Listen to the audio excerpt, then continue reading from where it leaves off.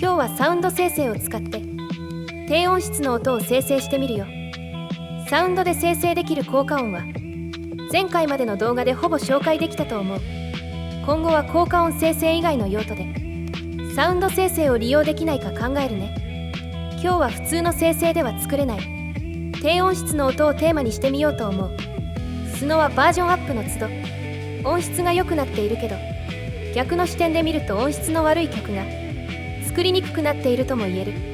あえて音質を悪くした曲というのは音楽の世界では結構需要があるので、音質の良い曲しか作れないというのは実は欠点にもなりうる性質だね。ただサウンド生成は音質の悪い音も比較的簡単に作ることはできるよ。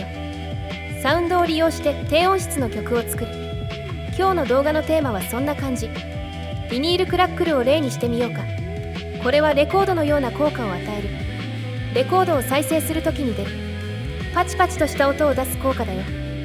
また弱いノイズが入ったり楽器の音を変化させる効果もあるよ。まずはどんな音が生成できるか実際に聞いてみようか。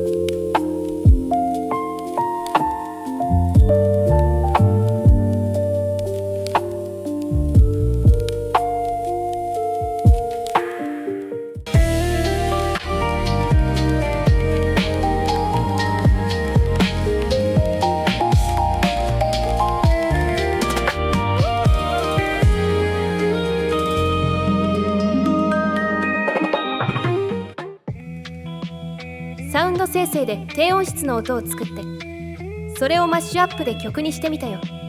ただ残念だけどこの方法を使っても低音質の曲を作るのは難しい。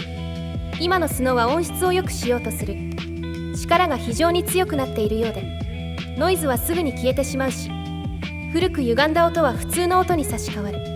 この挙動はまあ正しい方向性だと思う。例えば自分の歌声でボイスを作るときに録音時の周囲の雑音が反映されたり低音質の声が再現されたら困るよね。低音質を修正するのは正しい挙動だけど、低音質の曲は非常に作りにくくなる。ただサウンド生成で低音質の音を作るのはそこまで難しくないよ。それを通常生成に持ち込もうとすると非常に消えやすいってだけだね。だからスタジオなどで音を変化させず使う場合は特に問題にはならないよ。低音質の音を作るプロンプトはビニールクラックルの他にもいろいろとある。動画の後半ではそれを紹介していくよ。どんな音が生成できるか聞いてみよう。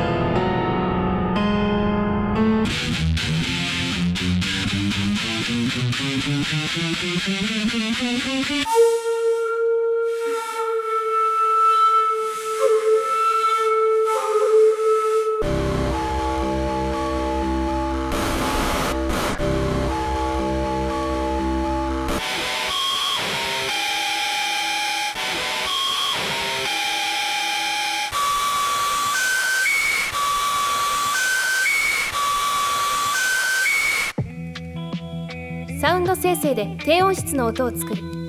いろいろなプロンプトの例を聞いてみたよ。プロンプトを2回入れることで音質の変化量を増減させることもできる。音質をより悪くしたいときは低音質のプロンプトを2回入れて、音質の悪さを控えめにしたいときは楽器のプロンプトを2回入れるといいね。ただハーシュノイズの例のように綺麗に混ざらない組み合わせも多いよ。